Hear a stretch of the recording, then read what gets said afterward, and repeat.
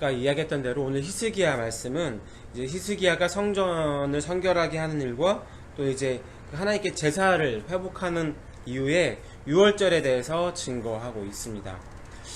우리나라의 대표적인 명절이라고 하면 설과 추석을 빼놓을 수 없습니다. 그렇듯이 이스라엘의 대표하는 그 이스라엘 민족에게 대표하는 명절, 절기가 있습니다. 3대 절기라고 불리는데 유월절, 칠칠절, 그리고 초막절입니다. 이 세 절기 다 여호와 신앙과 연관되어 있기 때문에 하나님께서도 이것을 철저하게 지키라 라고 이야기하고 있습니다.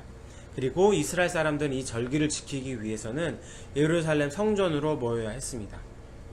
이 세 절기 중에서도 가장 중요하다고 볼 수 있는 유월절인 이 정월 14일에 시작되는 유월절 혹은 무교절이라고 불려지는 이 절기입니다.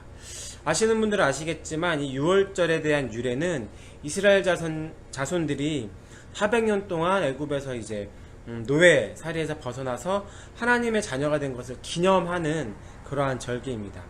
그렇기 때문에 이 민족에게 얼마나 중요한지 우리가 어렴풋이나마 알 수 있을 것 같습니다.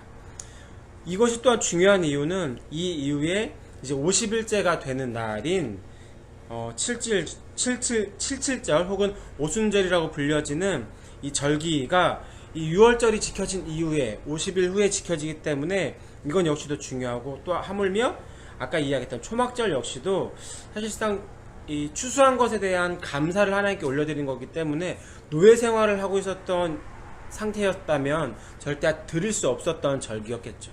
어쨌든 이 세 절기 역시 다 여호와의 신앙과 연관되어 있고 하나님께서 꼭 지키라고 이야기했었던 여호와의 경외 정신이 유산되는 그러한 절기로 봐도 뭐 하나 무방할 것 같습니다. 그런데 이스라엘 백성들은 이 유월절을 오랫동안 지키지 못했다라고 오늘 성경에서는 기록하고 있습니다. 그리고 성전 정화와 그리고 그 예배를 회복하는 데 시간이 필요하다 보니까 또 오늘 본문에 나와 있듯이 제사장들마저 부족했기 때문에 원래 시작해야 됐을 그 시기에 시작하지 못하고 한 달이 미루어져서 지켜지고 만 것입니다. 그러면서 왕의 명령을 따라서 보발꾼들이 브엘세바에서부터 단까지 두루다니면서 하나님께 돌아오라 라고 7절과 6절에서 이야기하고 있습니다. 브엘세바에서 단까지 라고 하는 이 표현은 우리나라로 이야기하면 백두에서 한라까지라고 보면 될 것 같습니다. 온 저녁에 이것들을 전해라 라는 뜻이었겠죠. 우리 조상들이 하나님께 범죄를 말미암아 하나님께 버림받은 것처럼 살았는데 우리는 이제 그렇게 살지 말자 라는 이 호소입니다. 중요한 것은 이 히스기야는 남유다의 왕입니다. 그런데 북이스라엘은 이미 아수르에 의해서 이미 망했습니다. 하지만 이 남유다의 왕이지만 이 히스기야는 남유다 사람들만 불렀던 것이 아니라 북이스라엘 사람들도 함께 불렀습니다. 히스기야의 유월절 기념 예배는 나라가 남북으로 분열된 이후에 처음으로 예루살렘 성전에 모여서 하나님께 예배를 이제 드리고자 했다는 것에서 깊은 의미를 찾아볼 수 있을 것입니다. 오랫동안 단절됐었던 두 민족이 연합되는 것이 결코 어렵지만은 않았겠죠. 어쨌든 이렇게 하나님께 돌아온 자에게 하나님께서 어떻게 하시는지에 대해서 9절은 이렇게 고백합니다. 제가 읽겠습니다. 너희가 만일 여호와께 돌아오면 너희 형제들과 너희 자녀가 사로잡은 자들에게서 자비를 입어 다시 이 땅으로 돌아오리라. 너희 하나님 여호와는 은혜로우시고 자비하신지라. 너희가 그에게로 돌아오면 그의 얼굴을 너희에게서 돌이키지 아니하시리라 하였더라. 히스기야는 하나님께 돌아오면 비록 나라가 망하고 집안이 망하고 고국을 떠나 살 수밖에 없을지라도 자기 땅으로 다시 돌아오게 될 것이다 라고 이야기합니다. 즉 하나님한테 돌아오면 모든 것이 돌아오게 될 것이라고 이야기하는 것이죠. 왜냐하면 하나님은 은혜로우시고 고백했던 것처럼 자비로우시기 때문입니다.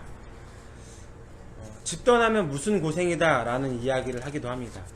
정말 그만큼 고통스럽고 힘들고 어렵다라는 뜻을 그 말에 표현한 거겠죠. 그런데 진짜 고통스럽고 진짜 힘든 것은 집을 떠나는 일보다 하나님을 떠나는 것임을 우리가 기억해야 될 것 같습니다.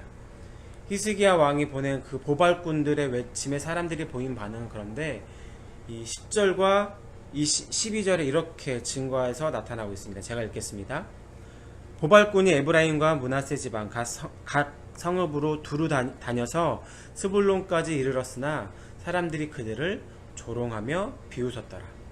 그러나 아셀과 므낫세와 스불론 중에서 몇 사람이 스스로 겸손한 마음으로 예루살렘에 이르렀고 하나님의 손이 또한 유다 사람들을 감동시키사 그들에게 왕과 방백들이 여호와의 말씀대로 전한 명령을 한 마음으로 준행하게 하셨더라. 이 보발꾼들의 외침에 모든 사람들이 다 호의로 받아들이는 것은 아닙니다.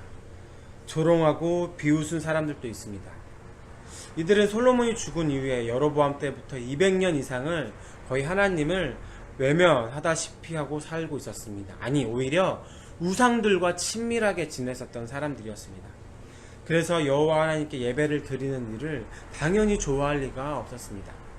그럼에도 아셀 지파와 므낫세 지파 그리고 스불론 지파 사람들 중에서는 감동을 받아서 예루살렘으로 돌아온 사람들이 있었습니다. 하지만 남유다 사람들은 히스기야의 이 명령을 적극적으로 따랐고 그동안 히스기야가 전심으로 정말 온 마음과 힘으로 이 성전과 예배를 세우려고 했던 그 몸부림들을 아마 보았기 때문이겠죠. 더 중요한 것은 하나님의 손이 그들을 감동시켰다라고 오늘 본문에서는 기록하고 있습니다. 하나님의 사람은 하나님의 손을 늘 보고 아는 사람일 것 같습니다. 오늘 말씀들을 이렇게 쭉 읽어드리고 설명해드렸는데 여러분들 마음 가운데 오늘 말씀 가운데서 어떠한 마음들이 오시는지요. 우리 각자에게도 다시 하나님의 은혜를 뜨겁게 느끼는 6월절이 있었습니다. 그때가 언제인지 한번 상기시켜 봤으면 좋겠습니다. 아니 어쩌면 우리가 다시 한번 우리가 외면하고 있었던 회복해야 될 6월절이 있지는 않은지요. 우리의 6월절 때 다시 주님을 다시 말하면 그 하나님을 인격적으로 만나고 내가 하나님의 헤아릴 수 없는 그 은혜를 받아서 하나님의 백성이 되었다는 것을 확인되었을 때 그때 정말 그 기쁨과 감사함과 형언할 수 없는 그 표현의 말들이 있지요. 근데 그 전에 무엇이 가장 우리가 기억해야 할 것 중에 하나는 그것을 느끼기 위한 것도 중요하겠지만 죄를 죄로 여겨야 한다라는 것입니다. 하나님의 마음을 더 깊이 몰랐다거나 아니면 내 인생에서 내 자신이 욕망하거나 나를 혹시 더 돋보이고자 하기 위해서 다른 가치관이 아니라 하나님이 아니라 세속적인 가치관을 하나님처럼 여기면서 살아가고 있지 않은가 우리가 점검해 봤으면 좋겠고 하나님을 하나님으로 인정하지 않았던 것이 과연 무엇이 있었는가 생각해 봤으면 좋겠습니다. 6월절을 회복하는 그 기쁨만이 아니라 그것을 회복하기 이전에 내가 죄를 죄로 여기는 이 지혜가 먼저 필요하지 않을까요?